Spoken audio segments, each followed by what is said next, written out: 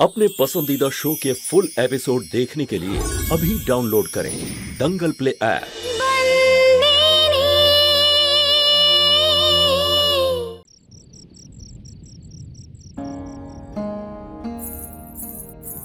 কোথায় নিয়ে যাওয়া হচ্ছে?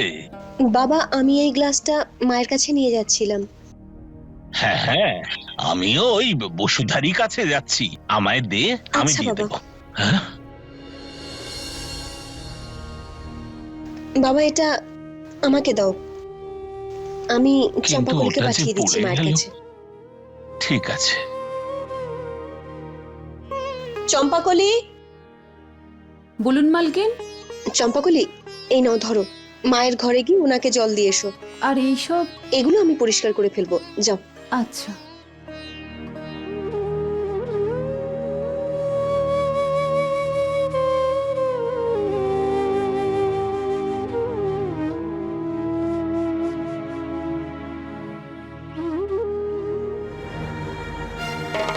তোমার যদি এটা মনে হয় যে আমার বাবার সঙ্গে তোমার সব সম্পর্ক শেষ হয়ে গেছে, তাহলে তুমি এখন আমার বাবার নামের এই মঙ্গলসূত্র কেন পরে আছো বলো?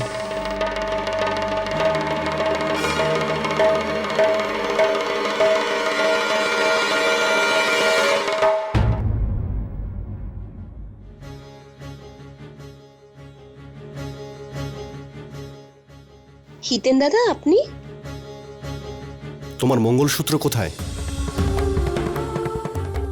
আমি আপনাকে খাবার বেড়ে দিচ্ছি। তুমি এড়িয়ে যেও না, আমায় বলো তোমার মঙ্গলসূত্র অনেক কাজ কোথায়? পড়ে আছে হিতেন দাদা। যা জিজ্ঞেস করলাম তার উত্তর দাও তুমি। তোমার মঙ্গলসূত্র কোথায়? ওই মঙ্গলসূত্র আমি মালিককে দিয়ে দিয়েছি। তুমি এটা আমার কথা শুনেই করলে না? তুমি সম্পর্কের মানে ভালো করে বোঝো, কিন্তু একটা কথার উল্টো মানে বোঝো। আমার কথার অর্থ এটা ছিল না। হিতেন দাদা, আমি আপনার কোনো কথার ভুল অর্থ বুঝিনি। আমি সেটাই করেছি যা উচিত ছিল। তোমার এই মঙ্গলসূত্র খুলে ফেলে ভালো লাগছে? আনন্দ সবাই পায় না হিতেন দাদা। আমি যেটুকু আনন্দ পেয়েছি আমি তাতেই আনন্দিত। কদ্দু, বিভা, সূর্য সবাই আমাকে তাদের মায়ের জায়গা দিয়েছে, আর আপনি আমাকে আপনার মায়ের স্থানে বসিয়ে আমার মনের একটা বোঝা হালকা করে দিয়েছেন। সেটাই তো আমি তোমায় বলতে চাই শান্ত। সবাই যখন তোমায় সেই সম্মান দিয়েছে, তাহলে এই মঙ্গলসূত্র কেন খুলে ফেললে? হিতেন দাদা, যদি মঙ্গলসূত্র আর সিঁদুর আমার কাছে থাকতো তাতে কি এমন পার্থক্য হতো? শুধু মঙ্গলসূত্র আর সিঁদুর থাকলেই কোনো মেয়ে স্ত্রীর মর্যাদা পায় না। সম্পর্কটাই যখন নেই, তাহলে তার চিহ্ন বয়ে বেরিয়ে কি লাভ? আমি সেই বন্ধন ভেঙে দিয়েছি যা আমাকে এই বাড়িতে বন্দিনী বানিয়ে রেখেছিল। তুমি এই কারণেই বাবার থেকে দূরে যেতে চাইছো, কারণ তোমাদের মধ্যে সম্পর্ক নেই বলে? কিন্তু তাদের কথা ভাবলে না, যাদের সঙ্গে এখনো তোমার সম্পর্ক আছে? কোনো কাগজ এতটাও মজবুত নয় যে তা কোনো সম্পর্ককে ভাঙতে পারে। আর শান্ত, না কোনো সম্পর্ক এতটা দুর্বল হয় যে তাকে কোনো কাগজের উপরে নির্ভর করতে হয়। বাবার সঙ্গে আমি কথা বলবো, কিন্তু তুমি এই বাড়ি থেকে যাবে না। না হিতেন দাদা, মালিকের সাথে আমার বিবাহ বিচ্ছেদ হয়ে গেছে। আমি এখানে আর থাকতে পারবো না।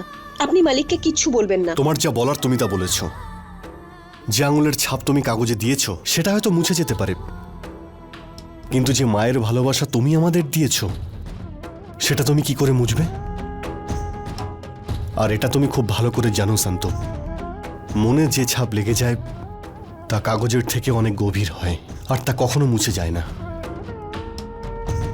এতদিন যা তুমি করেছো একজন মা আর একজন স্ত্রী হয়ে করেছো। অনেক অপমান সহ্য করেও তুমি দায়িত্ব পালন করেছো। কিন্তু এবার আমার পালা শান্ত, একজন ছেলে হয়ে কিছু করার। তাতে তুমি আমার বিরুদ্ধে থাকো বা ধর্মপুরের মালিক, কিন্তু আমি এটা ঠিক করে নিয়েছি যে তোমাকে আমি এখান থেকে যেতে দেব না।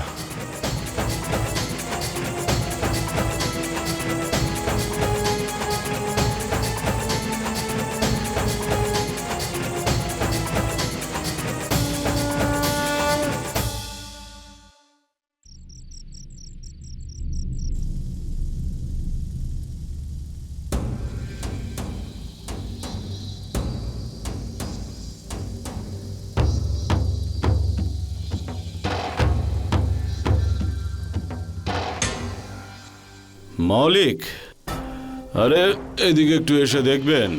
দেখুন আমি হিরে পরখ করা শিখতে পেরেছি কিনা।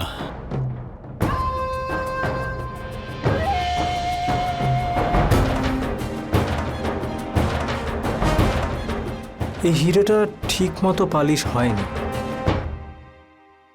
আর এটা তোমার, মানে বলছি আপনার তৃতীয় হিরে যেটা ঠিক করে পালিশ হয়নি। এটাতে কি খামতি আছে আর সেটা কিভাবে ঠিক করবেন আমি বলে দিচ্ছি।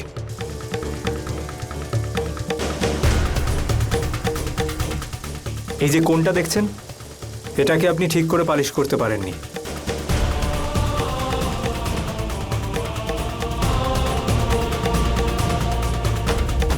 এটা তুমি এভাবে কি করে করছো?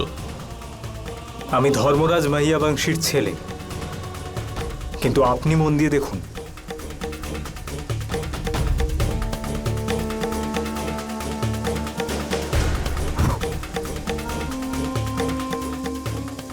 এবার দেখুন এখন এটা ঠিক করে পালিশ হয়েছে।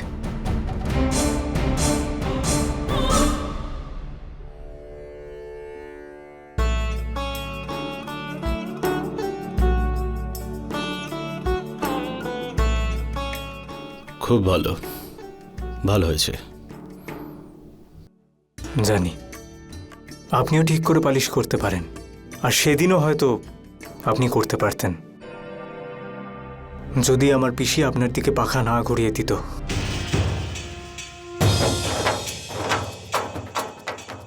দেখুন কাঞ্জি, আমি জানি না আমার পিসি আপনাকে এত ঘৃণা কেন করে, কিন্তু একটা কথা আমি খুব ভালো করে বুঝে গেছি, যে আমার পিসি অনেক আগে থেকেই আপনাকে চেনে। ব্যাপারটা কি বলুন তো? আরে ভাই, ও আমাকে আগে থেকেই চিনতো, তাহলে এই প্রশ্নটা ওকে জিজ্ঞেস করো না, আমাকে কেন জিজ্ঞেস করছো? দেখুন আপনি কিন্তু কথাটা এড়িয়ে যাচ্ছেন। অবাক ব্যাপার তো, এদিকে প্রশ্ন করে যাচ্ছ আর উত্তরটাও শুনতে চাইছো না। আরে তুমি তো বুঝিয়ে দিলে এক্ষুনি যে আমি হিরে পরখ করতে পারতাম। তোমার থেকেই জানতে পারলাম যে তোমার পিসির জন্য আমি এই কাজটা ঠিক মতো করতে পারলাম না। বাকি হিরেগুলো বাবাকে দিয়ে পরখ করিয়ে নেবেন। জাম খাম্বারিয়া যেতে হবে আমাকে, আমার আরো শ্রমিক ভাইদের সাথে দেখা করতে।